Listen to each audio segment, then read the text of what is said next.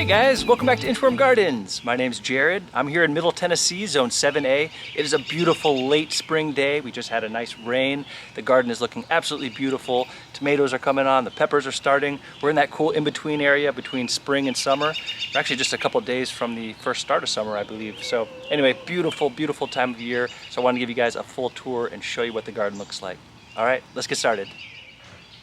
Everything is just so lush and green and colorful. So pretty. So we have a lot of green tomatoes coming on. You can see the limits of these tomato cages. They're just not designed to contain a giant tomato plant like this. So what will happen is your branch will fold over here, and as long as it doesn't break, it will continue to grow. Tomato plants are very strong, but it is better to have something a little taller that you can stake them. But they're making it work. This is the black crim. These are way smaller than I thought they were, so we'll see. I thought they were bigger tomatoes. First time growing them. We have a hyacinth bean growing up the trellis, doing really well. These are all volunteers of the black-eyed Susan vine, which is so funny because I started 6 of those seeds this year and I had only like 1 or 2 germinate. I was like, man, I'm not going to get any of these plants. And then look at this, I have like hundreds of volunteers. So that is the joy of the repeated years of gardening. You know, you get these volunteer plants that'll come back every year. Here's the greens. They're holding on real well. It's been a real mild season so far. We haven't had any real hot days. So the greens are doing just fine. No heavy pest pressure yet. It's actually been a really delightful growing season. The peas in the back are pretty much done. We'll be replacing those with long beans to grow them up that fence there. A lot of the other greens have gone to flower, which I'm totally fine with because they're very pretty. Bring in the pollinators. So this is like a tatsoi down there.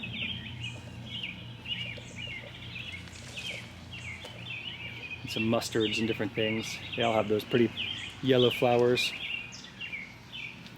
This is a honeywort flower. I put these plants here just as an afterthought, and they got way bigger than I thought. And they're very pretty. The bees absolutely love them. You can actually hear a bee right now. Yep, there he is.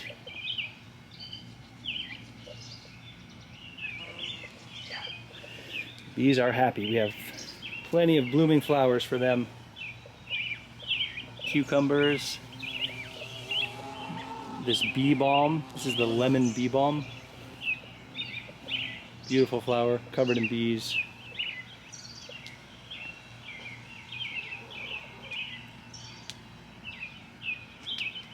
This is our little pollinator bed. So this year I decided to do pretty much all perennial flowers. Those have done really well. The echinacea, purple coneflower in the back. Cosmos. Some annuals too.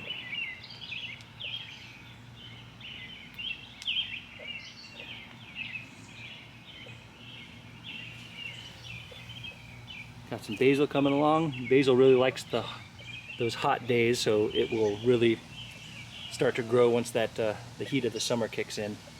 But right now they're doing good. Nice big dill plant, looking pretty.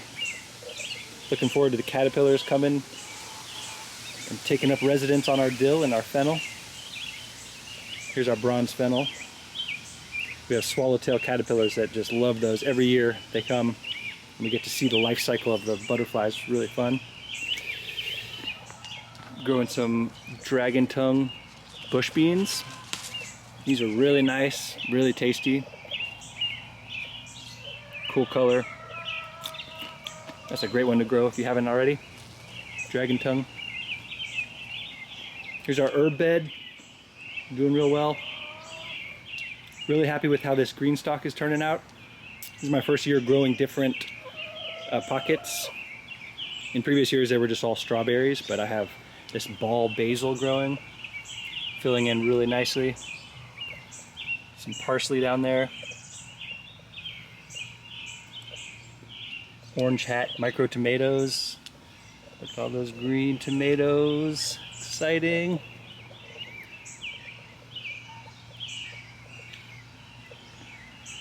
And then this honeywort here. So my original plan was to plant the honeywort here, and as you can see they're doing okay, but these guys were just extra plants that I had and stuck them in the ground, and you can see how much better they grew. So that is a good thing to note.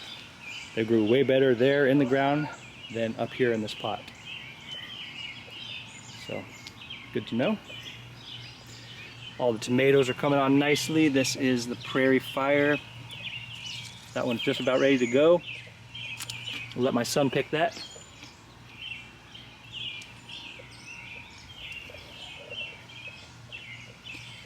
A lot of other tomatoes. The Sun Gold is ripening. Oh, you punk. We are fighting some of the birds. It's a little bird bite in there. But, so good. My first year growing Sun Gold, and I get it. I get what the hype is about. Delicious, delicious tomato. All right, this bed here, let me step back so you can see it better. This is kind of a mess, but in a good way. So this is all ground cherries. I wanted to just grow a ton of ground cherries, and luckily I had tons of volunteers, so that's what this whole bed is pretty much ground cherries. And then I have some garlic that's holding out, that's probably just about ready to be harvested, but we got a bunch of garlic this year. And these ground cherries are absolutely delightful, our favorite crop to grow. Again, super highly recommend if you haven't grown them before. You create these nice little lanterns, and you have this delicious fruit on the inside once they turn yellow. Can't wait for that. And next to it, a fellow lantern-like plant in the same family. This is a tomatillo, and this is the variety that's going to get real long, and it's also yellow, and it's supposed to kind of be sweet like a ground cherry. Not as sweet, but I'm looking forward to that different type of tomatillo. It's called the Queen of Malinalco or something. So that big tomato or tomatillo is growing real well. And another one over on this side, because you want two of them so they can cross-pollinate so you get more fruit. This was a volunteer poppy, and this is the best I've ever grown poppies before. And I think I see what I was doing wrong before. Before I was planting them all too close. This was a volunteer, and you can see it's just one single plant, and it branches off into several directions. So I got tons of flowers off this one plant. So I think in years past I was just planting them too close together, and they did not like that. These are all different flowers. Here's a new one for me this year. This is the Cleome, or spider flower. Absolutely gorgeous. And cool connection with this plant because our local zoo, there's these historical gardens on the zoo grounds, and we love to visit those, and these were growing on the border of that garden, and it was, you know, winter time or something. There's a bunch of these seed pods, so I grabbed a couple of them and saved them, and grew this plant out. So it's cool to be able to save seeds from an area, you know, that you're familiar with, and having that connection. That's really fun. This is borage, beautiful blue flowers. These are so tasty. This is an edible flower, it tastes like cucumber if you've never grown this before. Another one definitely recommend, sweet cucumber flavor. Really nice. These bachelor buttons we've enjoyed, also volunteers.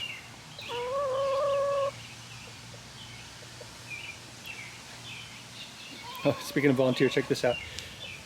This is some sort of gourd, either pumpkin or squash, I'm not sure yet, but it is growing under this bridge, and it's doing just fine. So funny how the volunteer plants are always seem to be stronger, more established than the ones you start inside. But I guess that makes sense. Because here's another little volunteer that my wife, she really wanted to protect, so we put this little cage here so the chickens wouldn't peck at him, and that worked because it survived its seedling stage and it is growing. And also, look at this, is a sunflower growing with it. So another score Here's another sun gold tomato. These are all nice and ripe. I'm also saving them for my kids because they're going to be home soon. I want them to be able to pick them and enjoy them. But I've been eating some of them and they are absolutely delicious. And these have been the first ripe tomatoes of the year. So not only are they growing really well, taste delicious, but they also grew fast and ripened early. So that's just excellent all around. This is the hyssop. It's growing nicely. Strawberries. Fig tree came back. This is a cool perennial, this sea holly. Erynginium, I think is the name of it. Looks really cool. So there you go, guys. That is the full garden. All right, guys, I hope you enjoyed that quick garden tour. Thank you so much for watching. I appreciate you guys. I hope you and your garden are all doing well. Enjoy the season. I'll see you guys real soon.